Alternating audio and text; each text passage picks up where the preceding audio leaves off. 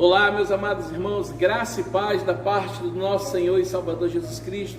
Aqui estamos nós para mais um compartilhar da palavra do Senhor, e é com muita alegria que quero levar até você mais uma mensagem de Deus.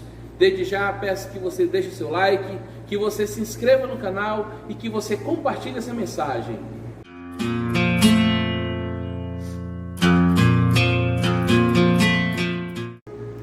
E a mensagem de hoje se encontra no livro de Salmos 119, do versículo 65 ao versículo 72. Salmos 119, do versículo 65 até o versículo 72, que diz assim a palavra do Senhor: Tens feito bem ao teu servo, Senhor, segundo a tua palavra. Ensina-me bom juízo e conhecimento, pois creio nos teus mandamentos. Antes de ser afligido, andava errado, mas agora guardo a tua palavra. Tu és bom e fazes o bem. Ensina-me os teus decretos. Os soberbos têm forjado mentiras contra mim. Não obstante, eu guardo de todo o coração os teus preceitos. Tornou-se-lhes o coração insensível, como se fosse de sebo, mas eu me comprazo na tua lei. Foi-me bom ter eu passado pela aflição, para que aprendesse os teus decretos. Versículo 72 diz assim: Para mim vale mais a lei que procede da tua boca do que milhares de ouro ou de prata. Que Deus abençoe a sua palavra e as nossas vidas nessa noite com essa mensagem. Meus amados irmãos, a ênfase do Salmo 119, o salmo mais longo da Bíblia, é sobre o ministério da palavra do Senhor na vida espiritual e interior do povo de Deus. Esse salmo, ele descreve que a palavra nos capacita. Ele descreve como a palavra nos capacita a crescer em santidade, a lidar com as perseguições, com as pressões e preocupações que sempre nos acompanham nessa caminhada que nós estamos em obediência e fé. E nesses 8 versículos que nós lemos nessa noite, o salmista apresenta Deus como aquele que é sempre bom.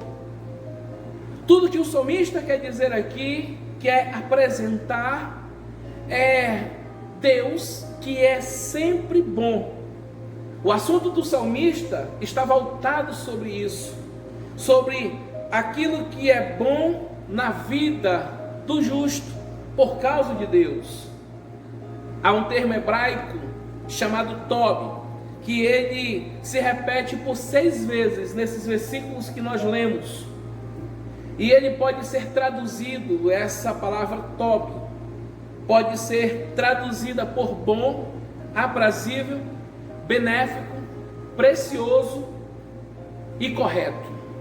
Isso é o que diz essa pequena palavra com 3 sílabas e com 3 letras, na verdade. E isso quer dizer para nós que Deus faz o que é bom, porque Deus é bom, e porque aquilo que Ele faz é segundo a sua palavra. E sendo assim, nem o seu poder, nem a sua palavra jamais mudarão o modo de que Deus é sempre bom. A palavra revela não somente a bondade de Deus, mas revela como Deus é bom. E Deus é bom o tempo todo. E Deus é eternamente bom. E eu quero ver com você, nesse momento, nesses versículos que lemos, pelo menos 3 verdades que expressam essa bondade de Deus. Espero nesse momento que o Espírito Santo fale grandemente ao teu coração, que você seja impactado com essa palavra, porque ela expressa a bondade do Senhor. E a primeira verdade é que Deus faz aquilo que é bom. Leia comigo os versículos 65 e 66 que dizem assim: Tens feito bem ao teu servo, Senhor, segundo a tua palavra. Ensina-me bom juízo e conhecimento, pois creio nos teus mandamentos. Isso mostra que Deus age segundo os preceitos, as promessas e os princípios revelados na palavra. Deus não muda nada da palavra, Deus age segundo tudo que Ele determinou, tudo que Ele escreveu. E que nós devemos orar e agir de acordo com a revelação que Deus já nos deu. Nós precisamos, no diálogo com Deus, buscar falar com Deus naquilo que Ele já expressou na sua palavra, naquilo que Ele já revelou para nós. É ignorância e egoísmo, meus amados irmãos, pedir a Deus algo que não está de acordo com a sua vontade, que não está de acordo com a sua palavra. Como nós poderíamos pedir a Deus algo que é contra a palavra?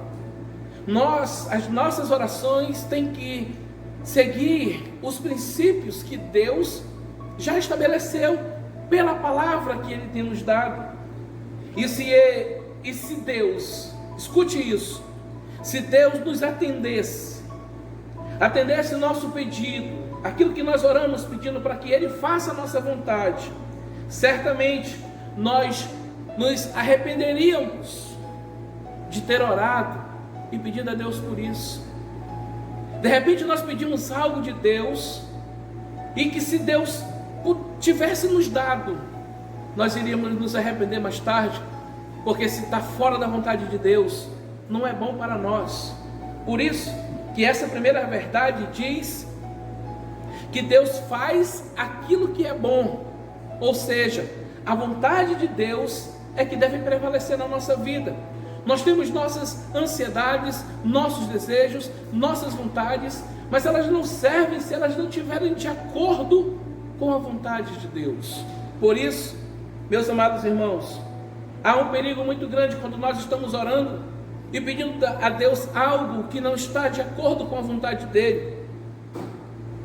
Foi o que aconteceu com Israel, quando eles pediram que Deus desse carne, e eles começaram a pedir carne de uma forma que não estava de acordo com a vontade de Deus. De repente Deus deu a eles aquilo que eles queriam, para que eles provassem que não era bom.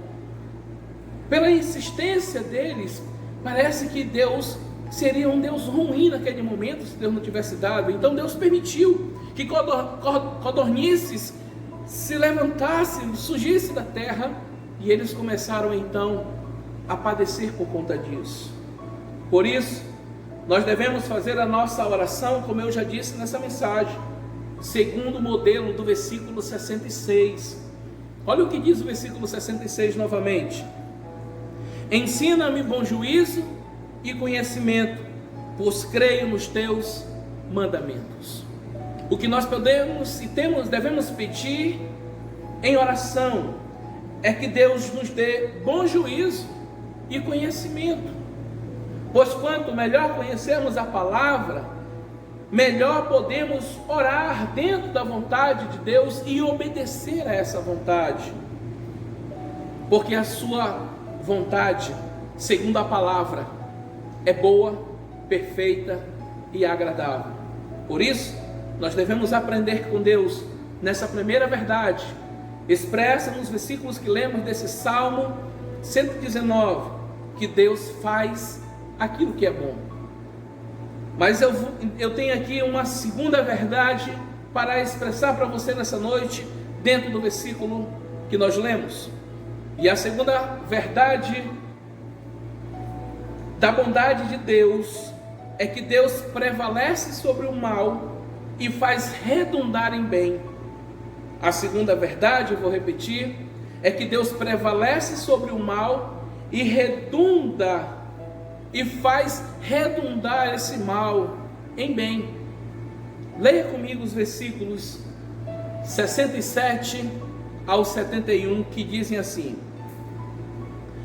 antes de ser afligido, andava errado, mas agora guarda a tua palavra. Tu és bom e fazes o bem. Ensina-me os teus decretos. Os soberbos têm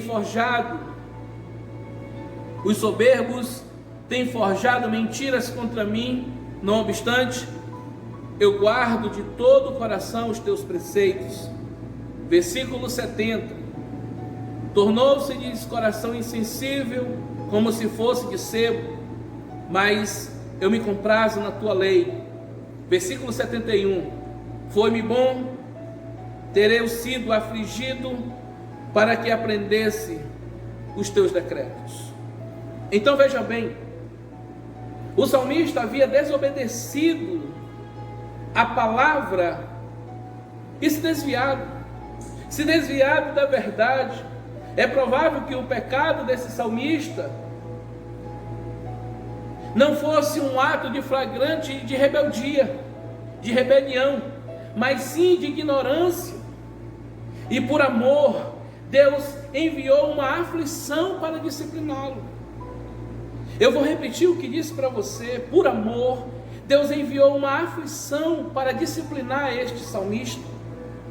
Certamente não foi nada agradável a ele, enquanto a disciplina do Senhor estava sendo aplicada.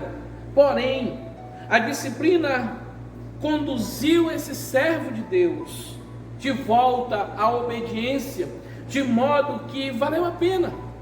É isso que ele está dizendo no versículo 71. Foi-me bom ter eu passado pela aflição, para que eu aprendesse os teus decretos. De fato, ele agora, pela disciplina que Deus está fazendo, pelo mal que veio sobre a vida dele, agora ele está aprendendo com Deus. Deus está redundando esse mal que aconteceu, esse vacilo desse salmista, e trazendo o bem, porque Deus é bom, porque Deus ama esse salmista e está trazendo ele para o centro de sua vontade. E isso aqui precisa ser bem entendido, compreendido por cada um de nós, meus amados irmãos, porque todas as vezes que nós somos disciplinados por Deus, Ele está nos conduzindo de volta à obediência à sua palavra. Muitos de nós temos nos desviado da verdade, muitos de nós temos brincado com a verdade, muitos de nós temos feito com que a verdade de Deus fique para trás. É nesse exato momento, por amor, que Deus permite uma disciplina. Não sei de que forma Deus está nos disciplinando, te disciplinando. Ele tem várias maneiras de fazer isso. E Ele mesmo, a Bíblia mesmo diz que qual é o pai que não corrige o filho? E a Bíblia também afirma que Deus corrige ao filho que ama e açoita ao que Ele quer bem. Eu quero dizer para você, ainda nesse texto, que há ocasiões, meus amados irmãos, que mesmo nós estamos dentro da obediência, ainda assim passamos por sofrimento. Mas Deus usa todos os sofrimentos e aflições que passamos para nos fazer amadurecer e para nos ensinar a sua palavra. Ou seja, Deus tem propósito em todas as coisas, e o propósito de Deus é nos fazer crescer e amadurecer dentro da sua vontade. Às vezes nós ficamos pensando que estamos sofrendo à toa, estamos passando por algum momento à toa. Como esse que nós estamos vivendo?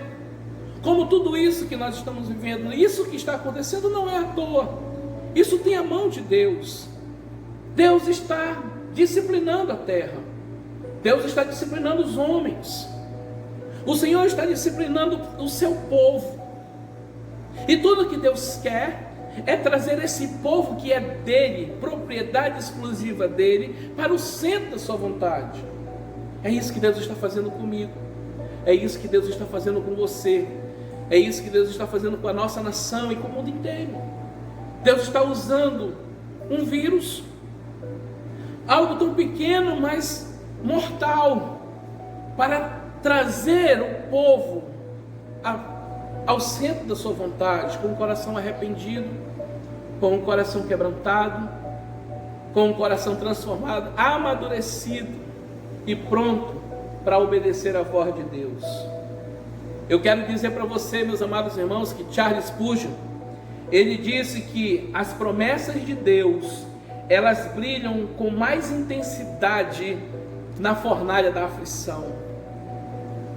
Foi Spurgeon que disse isso, que as promessas de Deus, elas brilham com mais intensidade nas fornalhas das aflições. E é verdade. Parece que quando nós não estamos passando por nada, nós baixamos nossa guarda, nós não queremos mais saber de Deus, duvidamos até mesmo do que Ele pode fazer, de quem é Ele, e começamos a fazer coisas horríveis, terríveis, que não são do agrado de Deus, porque estão fora da vontade de Deus. Então Deus permite uma fornalha, uma aflição, e de repente, dentro dessa fornalha, nós começamos a nos quebrantar e a buscar mais a Deus, e começamos a olhar para dentro de nós e perceber aqui então quanto nós estamos distantes, quanto nós estávamos distantes, quanto nós estávamos perdidos sem Deus, fazendo e andando e vivendo segundo a nossa própria vontade. Então Deus permite uma disciplina para trazer todos de volta à sua presença, e isso é maravilhoso, isso é glorioso, isso prova a bondade do Senhor na nossa vida. O ato de maior perversidade praticado na face da terra, meus amados irmãos, foi a crucificação de Jesus Cristo. No entanto, foi isso que Deus usou para trazer ao mundo salvação. Deus permitiu que Jesus sofresse, que Jesus morresse e ressuscitasse. E com a morte de Jesus, Deus trouxe salvação para a terra. Por isso eu afirmo para você, nessa segunda vontade, que Deus, Ele prevalece sobre o mal e redunda esse mal em bem, naquilo que é bom. A terceira e última verdade da bondade de Deus é que Deus usa a palavra para nos mostrar o que é bom. O versículo 72 diz assim: para mim vale mais a lei que procede da tua boca do que milhares de ouro ou de prata. Essa é a segunda vez que no Salmo o escritor compara a palavra de Deus como um tesouro, porque na verdade ela vale mais do que o ouro, ela vale mais do que a prata. Isso porque a pessoa que caminha na fé, ela jamais vive de acordo com as propriedades e valores desse mundo. Antes, ela coloca a vontade do Senhor em primeiro lugar. Quando nós colocamos a vontade do Senhor em primeiro lugar, nós estamos mostrando para nós e para o mundo que a palavra de Deus vale mais do que qualquer ouro, do que qualquer prata. Quando encontramos o bom tesouro da palavra, da verdade na palavra de Deus, nos alegramos com a bondade do Senhor e não temos desejo algum de querer as coisas desse mundo perdido. E qualquer que seja a nossa situação, podemos afirmar de todo o coração e com toda a fé e com toda a força, a plenos pulmões, que Deus de fato é sempre bom. Que você possa provar essa bondade de Deus em sua vida e entender que todas as vezes que for preciso, Deus vai nos disciplinar, que todas as vezes que nós andarmos fora do caminho da vontade, fora dos princípios de Deus, Deus vai nos disciplinar, Deus vai nos corrigir. Porém, tudo isso que Deus vai permitir tem o propósito de nos levar para o centro da sua vontade, e não há lugar mais seguro do que no centro da vontade de Deus, assim como não há lugar mais perigoso do que fora do centro dessa vontade. Isso disse Asbel Green Simonton, Eu quero terminar essa mensagem dizendo para você: guarde o seu coração, guarde no seu coração a palavra do Senhor, guarde o seu coração no Senhor. Como disse o salmista Davi: guardo no meu coração a tua palavra, para não pecar contra ti. Que Deus te conforte e te confronte com essa palavra, que você possa entender que Deus é quem prevalece em todas as coisas. Que o Senhor te abençoe, te fortaleça, que o Senhor te ajude a ficar firme, a ficar íntegro e confiar no Senhor para sempre. Que Deus te abençoe hoje e sempre, em nome de Jesus. Amém.